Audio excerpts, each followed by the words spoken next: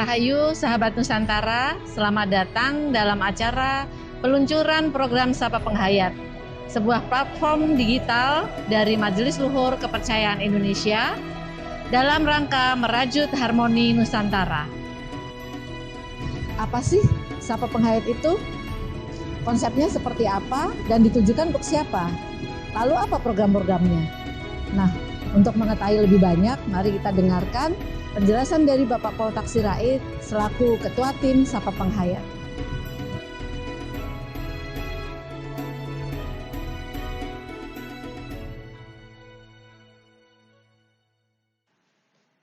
Salam Rahayu. Selamat Hari Sumpah Pemuda yang ke-93 kepada seluruh pemuda-pemudi bangsa Indonesia. Pada kesempatan yang berbahagia ini, kami dari Majelis Luhur Kepercayaan terhadap Tuhan Yang Maha Esa Indonesia akan memperkenalkan sebuah program Sapa Penghayat merajut harmoni Nusantara. Sapa Penghayat ini merupakan sebuah program wadah media digital untuk para penghayat kepercayaan terhadap Tuhan Yang Maha Esa di bawah tanggung jawab Majelis Luhur Kepercayaan terhadap Tuhan Yang Maha Esa Indonesia, dan sebagai media informasi tentang keberadaan penghayat kepercayaan Tuhan Yang Maha Esa kepada seluruh masyarakat Indonesia. Adapun logo yang terdapat di dalam program Sapa Penghayat ini, yang pertama gestur salam rahayu, diimplementasikan dalam logo sebagai representasi dari Sapa, salam penghayat kepercayaan terhadap Tuhan Yang Maha Esa Indonesia. Yang kedua, keberagaman. Di dalam logo ditunjukkan dengan adanya bentuk salam rahayu dari 4 arah yang merepresentasikan berbagai wilayah, daerah, dan suku. Sedulur papat Kalima Panser, pemaknaan ini dapat bermacam perspektif, tetapi pada logo pemaknaan kami tekankan kepada cipta, rasa, karsa, dan karya. Bersatu merajut harmoni.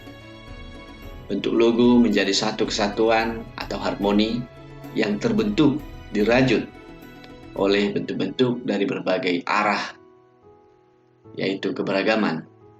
Titik pusat lingkaran di tengah mempresentasikan satu tujuan, satu visi, dan satu misi. Teks pada Sapa Penghayat dibuat dengan huruf-huruf yang terbentuk oleh beberapa round shape yang merepresentasikan merajut, terbentuk menjadi Sapa Penghayat. Warna yang berbeda-beda melambangkan Nusantara. Demikian kami sampaikan dan jelaskan tentang makna di balik logo Sapa Penghayat merajut harmoni Nusantara. Terima kasih.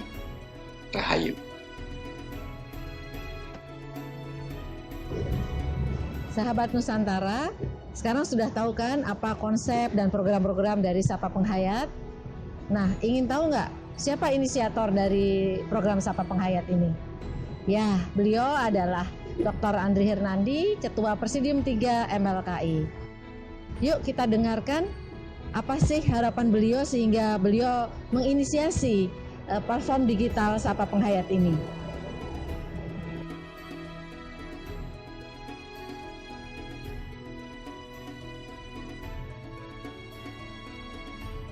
Kepada Bapak, Ibu, Saudara sebangsa dan setanah air, pertama-tama saya ucapkan Assalamualaikum warahmatullahi wabarakatuh. Salam sejahtera bagi kita semua. Shalom, Om Swastiastu, Namo Buddhaya, salam kebajikan dan Rahayu. Pertama-tama kita panjatkan agungnya kepada Tuhan Yang Maha Kuasa, jemaatnya kepada leluhur bangsa, kepada kedua orang tua yang telah melahirkan kita ke alam dunia ini. Semoga kita semua dalam melaksanakan tugasnya diberikan kemudahan dan kelancaran baik lahir maupun batin. Bapak, Ibu, saudara sebangsa dan setanah air, Majelis Luhur Kepercayaan Terhadap Tuhan Yang Maha Esa dalam program kerjanya adalah melakukan sosialisasi kepercayaan terhadap Tuhan Yang Maha Esa untuk membangun citra positif penghayat kepercayaan terhadap Tuhan Yang Maha Esa bagi seluruh masyarakat di Indonesia. Kita tahu dengan kemajuan teknologi informasi dan komunikasi, terutama teknologi internet, tentunya untuk melakukan sosialisasi dalam media sosial sangatlah mudah dan murah. Namun tentunya harus dibangun muatan atau materi yang sejalan dengan pembangunan citra positif bagi masyarakat kepercayaan terhadap Tuhan Yang Maha Esa, sehingga dapat mengurangi pemahaman yang keliru di masyarakat terkait keberadaan para penghayat kepercayaan terhadap Tuhan Yang Maha Esa di Indonesia.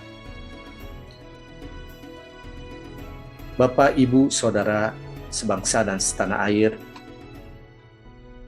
berbahagialah kepada semua warga penghayat kepercayaan terhadap Tuhan Yang Maha Esa di seluruh Indonesia, bahwa hari ini Majelis Luhur Kepercayaan Terhadap Tuhan Yang Maha Esa akan menyelenggarakan peluncuran perdana Sapa Penghayat sebagai wadah media digital untuk para penghayat kepercayaan terhadap Tuhan Yang Maha Esa di bawah tanggung jawab Majelis Luhur Kepercayaan Terhadap Tuhan Yang Maha Esa Indonesia. Untuk itu, saya memohon kepada Bapak Direktur Kepercayaan Terhadap Tuhan Yang Maha Esa dan masyarakat adat untuk membuka kegiatan peluncuran perdana program Sapa Penghayat ini. Serta kegiatan ini sekaligus mengenang mendiang Ibu I Gayes Mahestu yang telah memberikan gagasan, ide, serta bantuannya untuk mensukseskan program Sapa Penghayat ini. Akhir kata, saya atas nama Majelis Luhur Kepercayaan Terhadap Tuhan Yang Maha Esa Indonesia mengucapkan terima kasih atas perhatian kepada Bapak, Ibu, saudara-saudara sekalian. Dengan di akhir kata, saya mengucapkan wassalamualaikum warahmatullahi wabarakatuh. Salam sejahtera bagi kita semua. Shalom. Om Santi Santi Santi Om. Namo Buddhaya. Salam kebajikan dan Rahayu, Rahayu, Rahayu.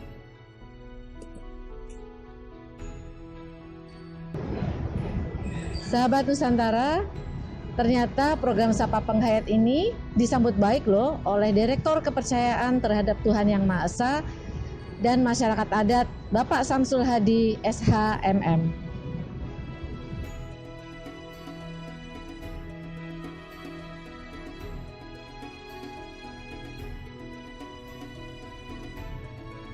Assalamualaikum warahmatullahi wabarakatuh. Salam sejahtera bagi kita semua. Salam, Om Swastiastu, Namo Buddhaya, salam kebajikan, Rahayu.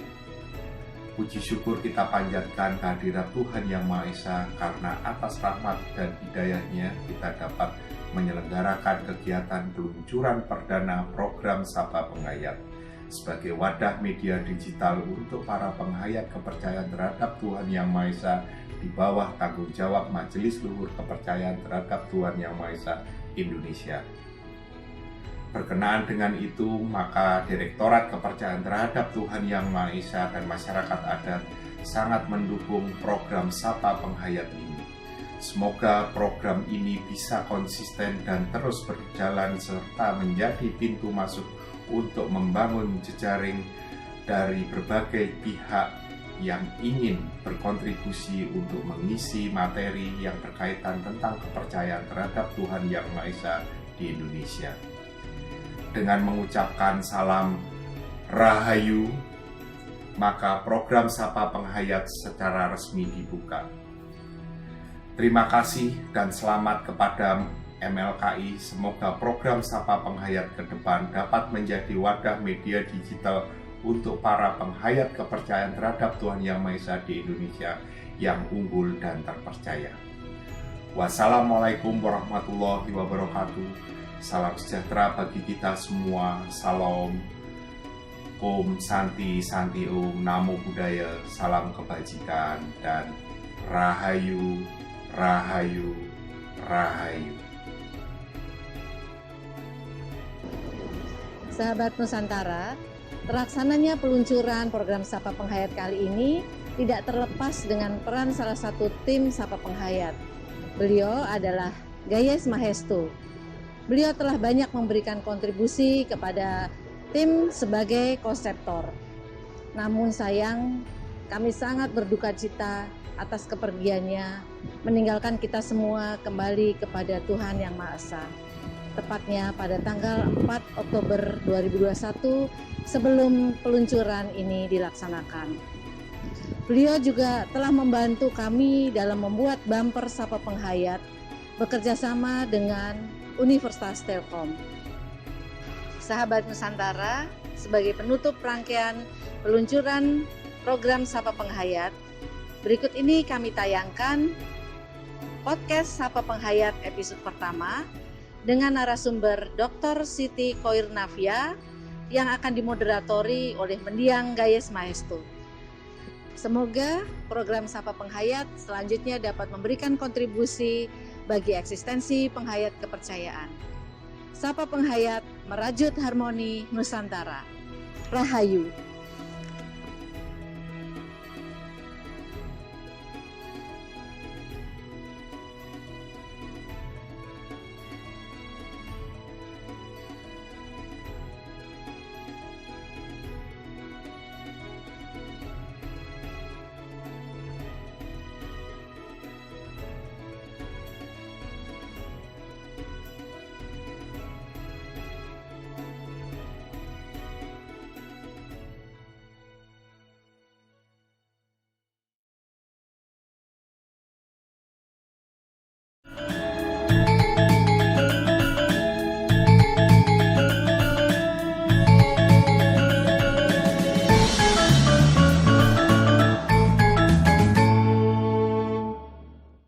Rahayu sahabat Nusantara, selamat datang di Sapa Penghayat, merajut harmoni Nusantara. Bersama saya, Gayes Mahestu, yang akan memandu diskusi kita kali ini.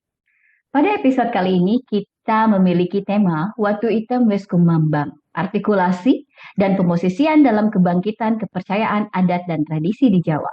Nah, untuk itu, kita sebetulnya tidak akan berdiskusi dengan saya tentu saja, tapi kita akan langsung saja menyapa ahlinya, yaitu Ibu Dr. Siti Koirnavia, seorang dokter di bidang antropolog dan juga bertugas di Direktorat Pengembangan dan Pemanfaatan Kebudayaan Ditjen Kebudayaan Kemendikbud. Baik, langsung saja kalau seperti itu kita sapa Ibu Dr. Siti Koirnavia. Rahayu para penghayat yang ada di Nusantara. Mohon maaf jika jadi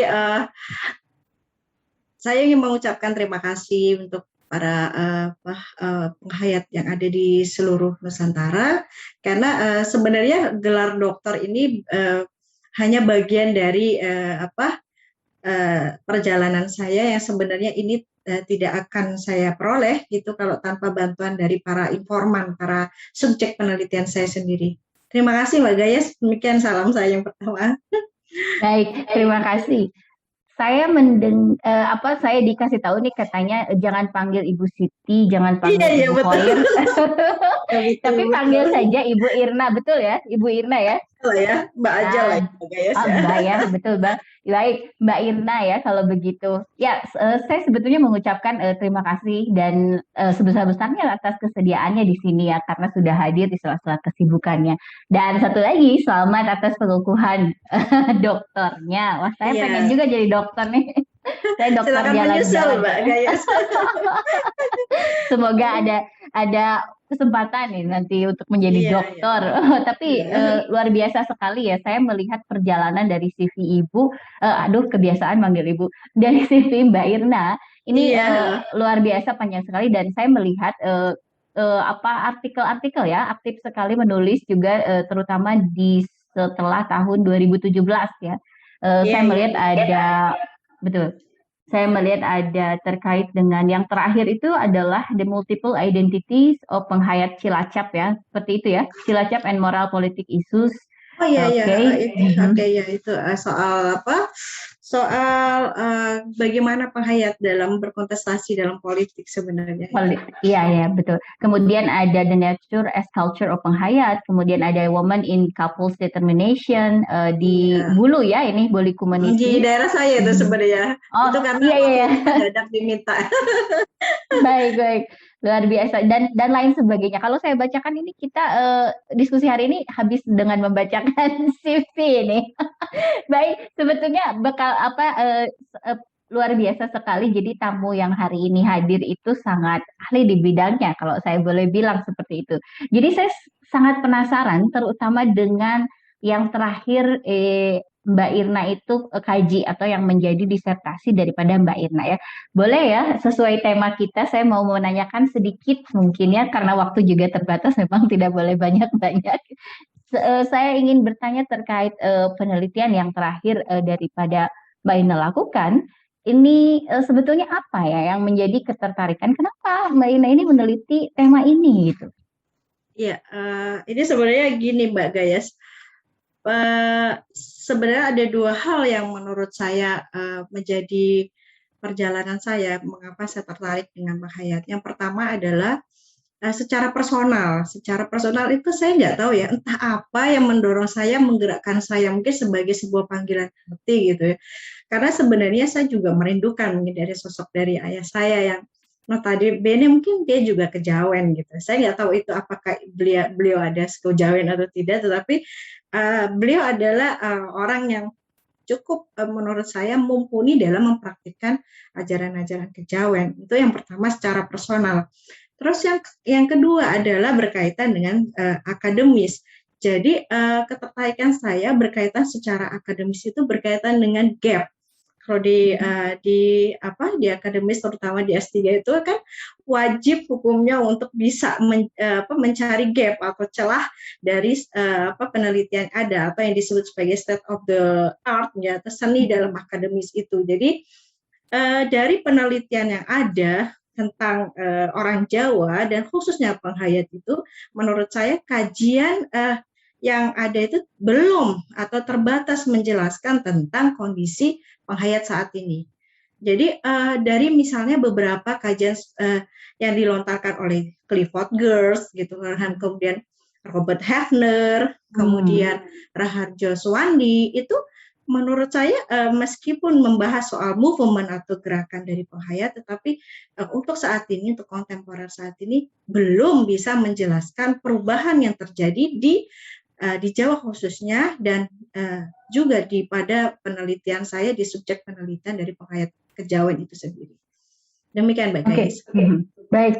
Berarti dengan kata lain memang sebetulnya ada juga interest pribadi dalam hal itu ya. Tentu saja kalau penelitian terus kita neliti tapi bukan yang memang kita tertarik, itu bakal garing sekali ya Bu, dan hasilnya tidak akan mendalam ya. Betul. Betul. Seperti itu. Rasanya belum ada dan itu rasanya nggak dapat. Akan berhenti nanti kalau nggak ada rasa itu sendiri. Betul saya setuju. Ketika tantangan itu tidak ada gitu ya, kita jadi akhirnya ketika ada permasalahan akan berhenti. Tetapi mungkin karena ada hal-hal yang sifatnya juga dorongan dari pribadi itu mendukung ke arah penelitian ini. Tapi saya setuju dengan tadi pernyataan Mbak Indah ya, terkait dengan bagaimana bahwa penelitian-penelitian yang ada saat ini kisarannya tidak menggambarkan secara holistik ya, meskipun penelitian selalu ada limitasi, tetapi kan kita juga tahu bahwa kadangkala terlalu terbatas pada satu hal saja ya, sehingga tidak tergambarkan secara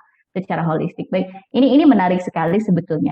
Nah, ada hal yang juga ingin saya ketahui. Saya membaca sebetulnya artikel daripada punyanya Mbak Irna ya, dan wah ini rumit ini. Saya melihat state of the art-nya, wah ini berapa lama ini bikin seperti ini state of the art ini, kan mencari gap dalam disertasinya penelitian. Mbak Gayas ya. Untuk disertasinya betul. Bukan artikel ya, tapi disertasi ya. Disertasinya betul. Jadi begini, perjalanan akademis itu kan berkaitan dengan perjalanan sebelumnya. Jadi memang ketertarikan saya di bidang antropologi dari S1 ya, dari bidang sarjana S1 itu saya tertarik dengan social movement gitu.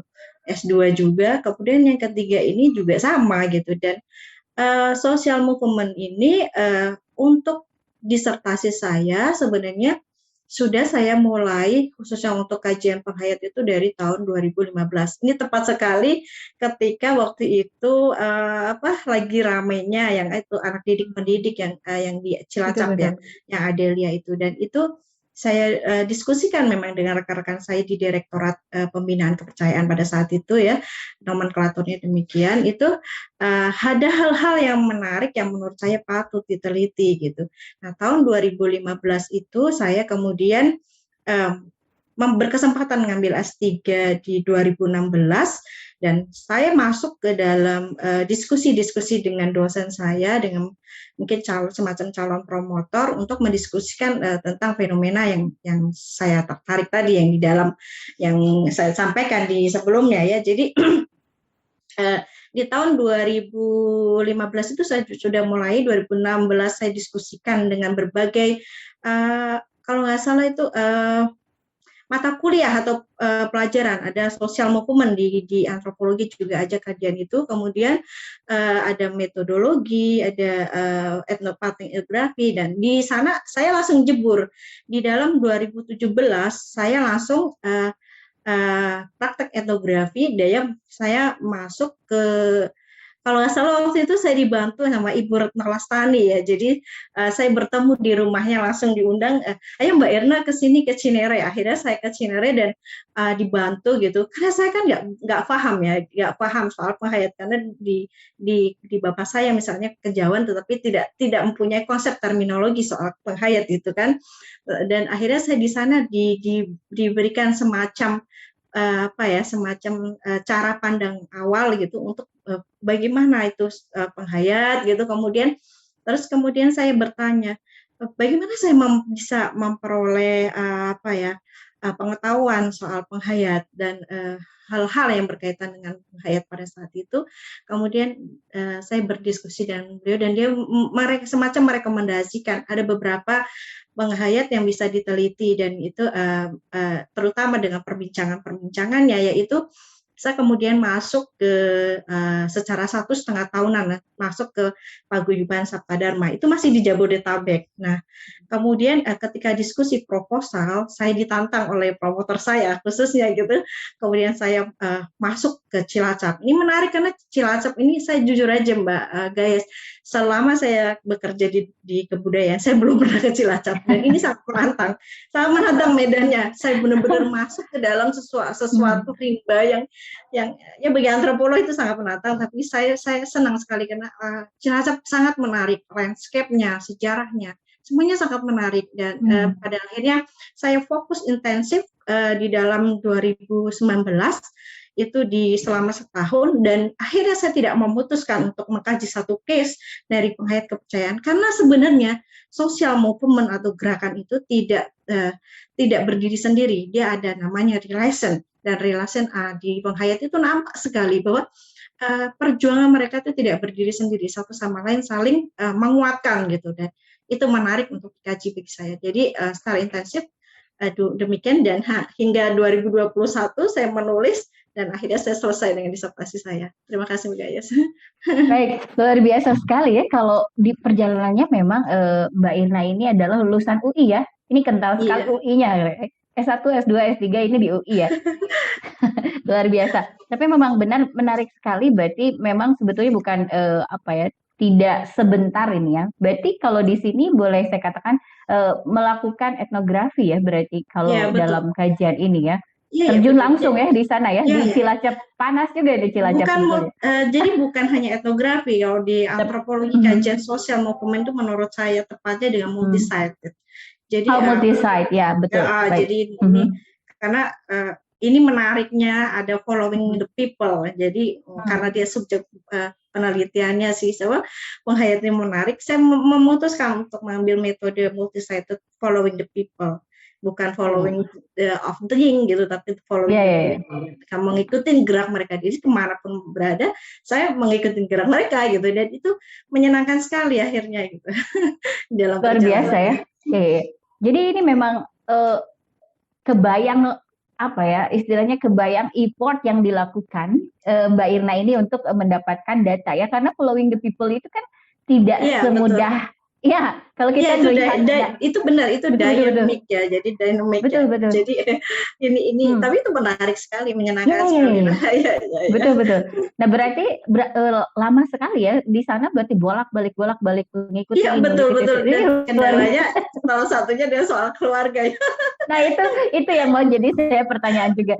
Soalnya kalau berbicara seperti itu kan, following the people ini kan nggak mudah juga gitu ya tantangannya. Berarti tantangan yang paling dirasakan oleh Mbak Irna ini dalam penelitian ini, sebelum nanti kita masuk ke konten inti, ini apa saja nih tantangan dan sebetulnya kemudahan juga ya yang didapatnya? Biasa ada tantangan dan kemudahan seperti itu. Iya, betul. Mbak Gayes, jadi memang jujur sekali saya sebenarnya sudah menyampaikan di dalam disertasi semacam pengakuan ya, dan itu di antropologi di dalam tick description atau tick etnografi itu penting, karena pengakuan ini akhirnya kita dapat di dalam novelty atau kebaruan, metode itu juga menjadi kebaharuan gitu. Jadi ini menariknya, jadi following the people di lapangan ini berkaitan dengan tantangan-tantangan dan kemudahan-kemudahan yang di dalam lapangan itu sendiri, di dalam fieldwork ya. Jadi tantangan yang pertama, mohon maaf ini ya untuk rekan-rekan penghayat, tapi ini saya merasakan gitu ya. Yang pertama dalam preliminary atau dari studi awal saya di Jakarta, saya agak-agak shock gitu ya, jujur aja. Ini mungkin bisa jadi pengalaman para peneliti yang lain ya. Ketika saya memang sebagian besar diterima gitu ya di penghayat ya, saya bersyukur itu ya. Tetapi ada beberapa rekan penghayat yang cukup mematahkan semangat pada saat itu. Jadi begini, ketika saya berdiskusi itu terus gini, untuk apa sih Mbak diteliti lagi, dan di internet itu kan semua sudah lengkap soal penghayat, kenapa harus diteliti lagi gitu kan? Dan Mbak Irna itu kan pasti sudah tahu, sudah bisa membaca internet, itu kan coba aja bayangin, oh iya dia memahami saya, tapi saya pikir ini adalah suatu hal yang mungkin bagi mereka sudah cukup, tetapi bagi seorang peneliti itu belum cukup kan gitu ya. Kemudian di lapangan juga, di rekan-rekan penghayat, memang saya sebagian besar juga, tapi memang agak berat juga Mbak Gayes, jujur aja ya, karena mungkin saya dengan identitas saya yang berpakaian ini, jujur ini sebagai pengakuan bahwa ini juga berpengaruh di dalam kehadiran peneliti itu di dalam metode, itu berpengaruh terhadap penelitian itu sendiri, dari hasil penelitian sendiri. Jadi waktu itu juga penghayat juga melihat saya dari bawah ke atas, dari bawah ke atas. Saya juga, ini harus saya jujur, karena ini menjadi bagian penting dari refleksi dari para peneliti nantinya. Itu jangan kaget kalau seperti ini. Tetapi pada akhirnya nih ya, dalam perjalanannya itu saya nggak akan nyerah lah gitu intinya ya. Dan itu penghayat jadi baik banget gitu ya. Jadi menjalin hubungan baik. Mungkin akhirnya saya berpikir, oh karena kalau orang Jawa tuh weteng tresna jalanan saka kulino gitu ya. Saya berpikirnya itu gitu ya. Jadi oh iya. Jadi saya bisa memahami mengapa penghayat melihat saya semacam itu, dan mengapa pada akhirnya penghayat melihat saya begitu dekat dengan mereka, dan itu kemudahan saya peroleh dengan mereka, karena the following of people itu tidak akan bisa dijalankan tanpa people-nya ini. Nah, membangun trust, membangun rapport ini memang saya cukup lama, tetapi saya mendapatkan banyak kemudahan di Cilacap dari penghayat juga, khususnya MLKI Cilacap ya. Saya ucapkan terima kasih sebesar-besarnya untuk para pengurus MLKI, karena dengan mereka saya bisa memperoleh kemudahan akses di beberapa penghayat. Kan tadi saya bilang bahwa itu gerakan, jadi bukan hanya satu penghayat.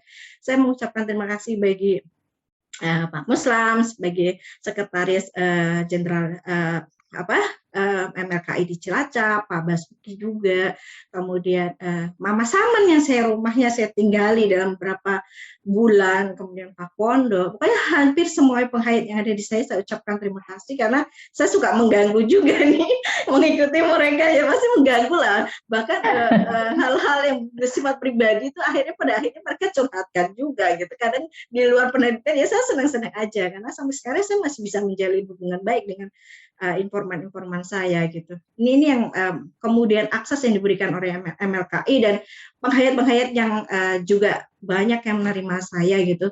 Karena pada akhirnya sebenarnya kesalahpahaman, ketidakkesepahaman itu sebenarnya bisa didialogkan gitu, bisa didekati gitu dengan kita sendiri sebenarnya posisinya. Jadi saya berusaha untuk bersifat lebih baik karena saya sendiri kan belajar ya. Mungkin orang lain melihat saya, Mbak Irna udah pintar kan? Tapi enggak, sebenarnya saya itu pembelajar, saya nggak tahu apa-apa ya, saya harus belajar gitu. Demikian Mbak Gayes. Baik, baik. Ya ya, kebayang itu untuk kebayang ngikutin orang ini seperti ini gitu ya. Tapi memang untuk membangun chemistry atau kedekatan, orang pasti akan ada curiga mungkinnya di awal. Ini apa sih, mau apa sih, mau ngapain sih sebetulnya gitu ya. Tapi ujung-ujungnya kalau tak kenal tak sayang itu loh, Mbak. Iya betul. Kalau sudah kenal ternyata akan lebih mudah ya. Tapi mungkin ya ini juga informasi untuk peneliti yang lain ya, secara ini jangan kaget dan jangan menyerah kalau tadi kata Mbak Irna, betul. jangan menyerah ya. Kalau subjek penelitiannya aja tidak menyerah, kenapa kita menyerah gitu ya? Nah itu luar biasa. Baik. Berarti wah ini saya sebetulnya greget sekali, banyak yang ingin saya tanyakan, tapi saya dicolek tidak boleh terlalu terlalu saya izin ini nanti untuk diskusi di luar ini. Tapi setelah itu ya tadi kan pengalaman ya, experience bagaimana untuk masuk ke dalam dunia penghayat juga istilahnya seperti itu. Ya mungkin ada juga kesalahpahaman terkait ngapain sih diteliti gitu ya. Padahal kan ya, tapi sebetulnya penelitian ini kalau menurut saya pribadi ketika membaca juga adalah membuka wawasan baru ya terkait sebetulnya bagaimana sih situasi sosial di Indonesia gitu ya, dinamika di penghayat dan lain sebagainya. Sebetulnya itu tercapture dengan adanya yang meneliti gitu ya, sehingga nanti akan ada hal-hal di masyarakat itu yang menjadi pengertian dan kesalahpahaman saya pikir akan bisa berkurang ya dari itu. Kita lanjutkan terkait dengan ini temuan menarik. Boleh cerita berarti sebetulnya subjek objek yang diteliti, kemudian apa sih yang paling menarik daripada disertasi atau penelitian yang dilakukan oleh Mbak Irna ini? Iya. Terima kasih Mbak Gayes. Jadi begini, sebenarnya kajian saya itu saya sampaikan sangat menarik dan semua temuan yang saya peroleh itu kan cukup banyak ya, dan itu menarik semua. Tetapi mungkin saya di sini bisa menyampaikan beberapa aja ya. Jadi yang pertama adalah khususnya yang menarik berkaitan dengan landscape itu.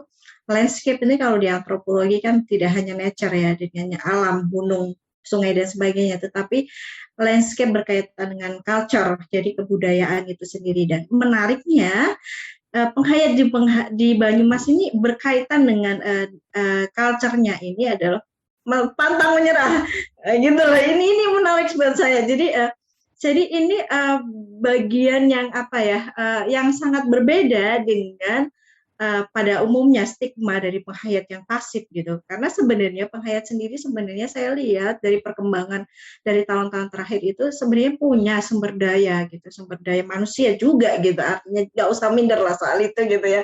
Karena kan sama-sama, meskipun memang itu dalam suatu proses ya, dan proses itu kan memang harus dilalui dalam semua hal gitu. Dan yang selain hal berkaitan dengan penghayat yang pantang menyerah di dalam landscape-nya nih, tetapi kemudian adalah praktek dari nilai-nilai budaya itu sendiri yang kemudian itu membentuk sebuah strategi perjuangan. Nah, dalam gerakan sosial baru atau gerakan sosial baru di dunia kontemporer saat ini menarik karena stigma yang identifikasi dari penghayat itu pasif gitu ya, sebenarnya tidak. Dia menunjukkan gerakan yang tidak kalah penting di dunia global gitu. Jadi jangan salah itu bahwa di tingkatan lokal itu bukan narasi kecil, bisa dibangun sebagai sebuah narasi besar gitu. Dan semacam nilai-nilai praktek budaya ini yang menjadi khas dari antropologi yang saya sampaikan sebagai kebaharuan, karena di dalam praktek nilai-nilai budaya, misalnya pemahaman soal kosmologi gitu ya, soal kosmosentrisme, keseimbangan, ini yang akhirnya mendorong para penghayat bangkit sebenarnya. Jadi ada semacam nilai budaya itu kan sebuah ideologi, tetapi ideologi itu tidak mencengkram, tetapi dia berada di dalam sebuah praktek. Dan ini para penghayat ternyata menurut Bingkai yang saya lihat dari sebuah kacamata saya itu, dia itu juga melakukan praktek di dalam mengkonstruksi nilai-nilai budaya itu kemudian dibangun sebagai dorongan. Dan ini adalah sebuah praktis saya juga, bahwa dorongan ini dari beberapa peneliti yang lain itu tidak dilihat. Jadi aspek politik opportunity, sumber daya manusia itu sebagian besar melihat itu dalam sosial movement terhadap penghayat. Tapi saya melihatnya bahwa nilai-nilai budaya yang kemudian dikonstruksi menjadi sebuah strategi yang saya sebut sebagai positioning dan articulation, itu yang membantu hingga saat ini posisi kebangkitan dari penghayat. Dan saya pikir ini penting sekali dalam sebuah perjuangan penghayat. Demikian Mbak Gayes. Baik, wah, saya ini greget sekali ini pengen bertanya banyak hal terkait dengan ini. Tapi ada beberapa yang saya highlight bahwa ini sebetulnya juga penelitian ini menemukan bahwa sebetulnya penghayat itu sangat aktif ya, tidak sesuai dengan stigma yang beredar kan memang pasif, tidak berkontribusi dan lain sebagainya. Tapi sebetulnya ini juga ada aktor dan aktivisnya juga gitu yang menarik. Iya, betul.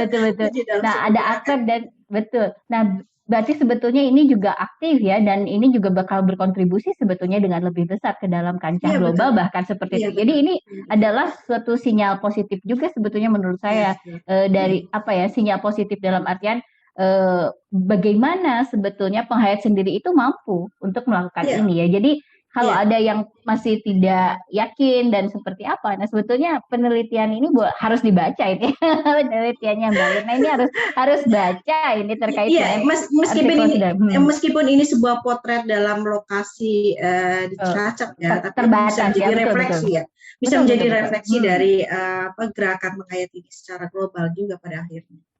Ini sih yang isunya. Ya betul, memang penelitiannya kan di Cilacap ya, tapi kan bisa menjadi sebuah sampling daripada keragaman. Kalau di antropologi itu refleksi ya, jadi sebuah cermin ya. Betul. Jadi kecil, tapi itu sebenarnya pandangan globalnya semacam itu sebenarnya. Jadi isu kecil itu bukan dipandang isu kecil, dia berkaitan berelasi dengan isu global. Betul. Nah ini menarik ya sebetulnya, betul. Kalau saya neliti biasanya saya menggunakan sampling ya. Ini bisa menjadi sampling daripada bagian, kalau dalam antropologi istilahnya adalah refleksi ya. Ini bisa mewakili secara keseluruhan yang besar. Itu menarik sekali. Baik. Kemudian saya ingin sedikit bertanya lagi. Saya masih punya waktu ini sepertinya. Kalau saya belum dicolek, saya masih boleh nanya ini. Sebentar. Saya ingin terkait dengan ini. Saya ada yang menarik sekali dalam pembahasan, terutama dalam hal artikulasi dan pemosisian ini. Ini boleh sedikit lebih jauh dijelaskan terkait dengan temuannya ya, terkait artikulasi dan yang tadi itu. Ya betul. Jadi Mbak Gayes, jadi kan begini, bingkai saya gunakan ada revivalism, jadi soal kebangkitan. Nah, kalau artinya soal kebangkitan itu artinya tidak saya posisikan sebagai sesuatu yang pasif, tetapi sesuatu yang aktif. Jadi itu yang pertama. Yang kedua adalah tadi saya sampaikan bahwa ini adalah praktek dari nilai-nilai budaya. Jadi ada nilai budaya soal kosmosentrisme, kosmologi, soal kesatria pandita gitu antara Bima dan Arjuna, dan kemudian ini dikonstruksi dari era sekarang sebagai sebuah kebangkitan menuju milenialisme gitu. Jadi sebuah pandangan ke depan mendatang, bahwa ini hal-hal yang bisa dibangkitkan untuk generasi penghayat secara khusus, tapi sebenarnya ini juga secara secara umum ya, secara masyarakat luas ini juga penting. Nah, positioning dan articulation itu berkaitan dengan era sekarang gitu. Saya kan merujuk pada Stuart Hall ya. Jadi pandangannya itu untuk pandangan kontemporer ini penting. Jadi menurut saya kekhawatiran penghayat itu kan saya sampaikan diskusi pernah saya sampai jam 12 malam sampai pagi kalau nggak salah sama beberapa pimpinan di Cilacap itu memang ada kekhawatiran ini memang ada berkaitan dengan traumatis masa lampau ya. Tetapi menurut saya strategi artikulasi dan strategi positioning ini penting. Jadi artikulasi itu apa sih? Bagaimana sih? Artikulasi itu memadukan atau mengkombinasikan di dalam sesuatu yang ini diperlukan gitu. Jadi kayak semacam bagaimana kita bicara hurufnya ada konsonan dan vokal gitu. Tapi di dalam artikulasi yang saya maksudkan adalah bagaimana kemudian penghayat ini bisa mengartikulasikan semua strategi gitu. Jadi kan dari penelitian yang ada itu gini ya Pak, saya juga agak-agak mereview. Jadi penelitian penghayat yang banyak itu kan berkaitan dengan resistensi ya, soal perlawanan gitu. Ada perlawanan terhadap kelompok agama tertentu gitu, ada perlawanan terhadap negara. Menurut saya ini bukan semacam itu. Jadi penghayat juga melakukan artikulasi, jadi tidak hanya melakukan perlawanan, tapi penghayat melakukan sebuah kolaborasi kepada aparat pemerintah, negosiasi juga, dan lobby tentu saja itu. Itu penghayat sudah melakukan itu, dan itu bagus sekali dalam sebuah gerakan ya, karena gerakan itu tidak berdiri sendiri. Dan satu lagi, subjek gerakan itu tidak hanya pada satu lokus satu orang gitu, atau satu dua orang atau satu kelompok, tetapi kemudian karena artikulasi itu bisa saja gitu kelompok kita berbeda dengan kelompok, berbeda pandangan karena kita beragam ya, tetapi sebenarnya ada simpul-simpul yang saya sebut sebagai nilai atau values yang kita bisa bicarakan bersama, dialogkan, yang bisa diangkat sebagai nilai-nilai universal.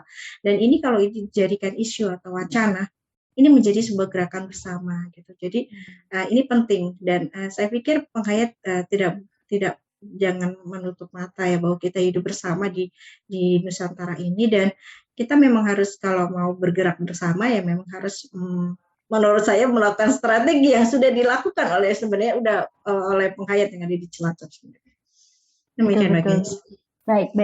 Ya, ini menarik ya. Memang berarti ada nilai-nilai kosmologis dan lain sebagainya. Sebetulnya itu menjadi kekuatan juga ya. Dan di dalamnya penghayat sendiri sebetulnya, ya memang saya setuju dengan itu. Kemarin saya juga mendata dari artikel-artikel ilmiah, saya melakukan sedikit, mungkin sekitar di bawah 1000 artikel. Itu melihat bagaimana koneksi apa sih yang dibicarakan, dan rata-rata yang dibicarakan adalah pergerakan yang sifatnya resistensi atau kekerasan dan lain sebagainya. Saya sangat setuju, makanya ini sangat menarik bahwa agak kurang nih penelitian secara ilmiah kalau dibicara di ranah ilmiah yang berbicara terkait hal-hal yang sifatnya tadi sudah melakukan artikulasi, lobby, negosiasi dan lain sebagainya ya, sehingga pemosisiannya seperti saya sangat setuju dengan itu. Nah, ini memang menarik, dan pasti ini banyak sekali hal yang juga nanti sobat penghayat ingin ketahui terkait dengan ini. Tapi ini ada satu hal juga sesuai dengan tema nih, Mbak Irna. Saya ingin tahu sebetulnya simbolisasi Watu Item wis kumambang ini dari perspektif Mbak Irna ini seperti apa ya? Ini Mbak Gaya seperti penguji saya nih kayaknya. Persis dengan pertanyaan yang diajukan di dalam prapromosi dan ujian-ujian yang lain ya. Jadi di dalam antropologi dialog etik dan emik itu biasa ya. Dan menariknya gitu, dan di antropologi itu diterima di dalam pendekatan emik gitu. Ini adalah yang dinyatakan oleh penghayat sendiri. Dimulai dari situ, kemudian tidak semua penghayat mungkin memahami konsep ini. Kemudian secara akademis, secara etik gitu, kemudian peneliti mencoba mengayak apa yang dimaksud dengan simbolisasi Watu Item wis kumambang itu. Jadi ini sebenarnya kritik dari beberapa penelitian yang lain yang identik dengan yang tadi saya sebut sebagai politik opportunity. Jadi ini juga melihat dari semangat dari dalam dari penghayat itu sendiri sebenarnya sudah ada dengan simbolisasi waktu itu Mas Kumambang. Sebenarnya penghayat ini sudah paham ya, sudah pikir waktu itu Mas Kumambang itu sebenarnya adalah kesejatian Jawa itu sendiri gitu yang mau diangkat oleh para penghayat gitu dan ini dan ini ada semangat untuk bangkit. Dan saya pikir ini bukan hanya penghayat yang saya lihat ya. Kayak kemarin saya masuk di dalam award yang yang dari BCA itu sebenarnya tidak hanya penghayat yang akan berusaha untuk berjuang untuk melestarikan dari nilai-nilai kebudayaan itu sendiri. Itu Mbak Gayes. Baik, ini memang menarik sekali kajiannya sebetulnya. Ini kayaknya saya pengen harusnya saya datang waktu Mbak Irna ini sidang ini. Saya penasaran sekali dengan lebih lengkapnya. Nah, mungkin karena juga sebetulnya waktu ya yang membatasi meskipun dialognya ini seru sekali dan saya pengen lebih banyak tapi saya tidak boleh menyita waktu terlalu banyak. Tapi mungkin ini saya boleh garis bawahi bahwa banyak hal ternyata yang ketika kita memang bersentuhan lebih dekat dengan penghayat kepercayaan yang dalam hal ini adalah di Cilacap ya seperti itu, ini bisa memberikan perspektif yang berbeda mungkin ya dan harapannya seperti itu. Nah mungkin saya ingin terakhir ya boleh satu lagi boleh ya nanya Silakan. satu lagi terkait dengan sebetulnya apa sih yang ingin Mbak Irna sampaikan kepada masyarakat khususnya ya kalau dalam hal ini adalah sahabat Nusantara, panggilan bagi audiens Sapa Penghayat ini gitu ya, apa ya kira-kira yang ingin disampaikan? Mungkin itu terakhir dari saya. Ya, terima kasih Mbak Gayes. Jadi kan begini, yang disebut masyarakat ini kan masyarakat yang mana? Tapi kemudian saya sederhanakan aja ya. Di dalam penelitian itu ada ya masyarakat dari subjek peneliti sendiri. Artinya bagi penghayat ini sendiri ya refleksinya ya menurut saya. Image soal penghayat yang sedemikian rupa gitu dengan tanda kutip stigma negatif itu sebenarnya bisa dibangun dari diri penghayat itu sendiri. Tadi Mbak Gaya sudah sebutkan bahwa harus percaya diri juga karena sebenarnya kan kalau memang nilai-nilai luhur yang ingin disampaikan penghayat itu adalah sesuatu yang luhur yang utama. Mengapa harus tidak berani menyampaikannya gitu kan? Pertama itu dari penghayat, dari sisi penghayat gitu ya. Dan kemudian untuk masyarakat luas yang berkaitan dengan riset saya memang ini memang pandangan soal stigma dan beberapa bahkan peneliti sendiri memperbincangkan soal perlawanan dari penghayat ini sendiri itu sepertinya harus lebih dalam lagi mengkajinya gitu. Artinya begini, cobalah masyarakat itu melakukan semacam kalau bukan kita yang mendekati gitu ya mungkin sulit. Jadi kita sendiri yang harus mendekati satu sama lain. Kita tidak bisa mengharapkan orang lain yang akan mendekati kita, tapi bagaimana kita mendekati, mendialogkan gitu dan itu memang butuh kerja keras dan saya pikir masyarakat luas dan masyarakat Indonesia, masyarakat bangsa Indonesia ini mempunyai pemikiran yang terbuka gitu dan mempunyai rasa terhadap sesama. Saya masih sangat yakin dengan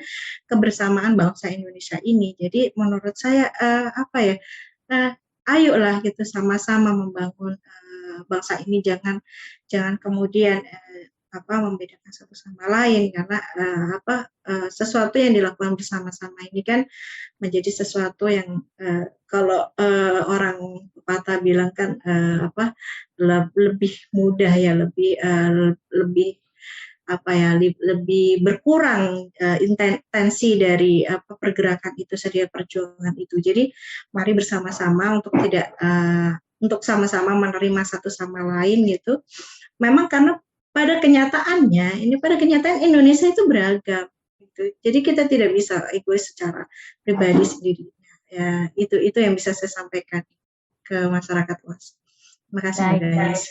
Baik. Terima kasih banyak ini sebetulnya greget ya, tetapi memang waktu jua yang memisahkan diskusi kita kali ini. Saya ucapkan banyak sekali terima kasih. Saya juga mendapatkan banyak sekali insight terkait dengan bagaimana kondisi penghayat kepercayaan dalam hal ini yang dikaji ya terkait ini. Kemudian apa sih arahnya seperti apa, bagaimana kontribusi dan lain sebagainya. Ini sangat bermanfaat ya, dan saya yakin juga ini sangat juga bermanfaat untuk sahabat Nusantara di sini.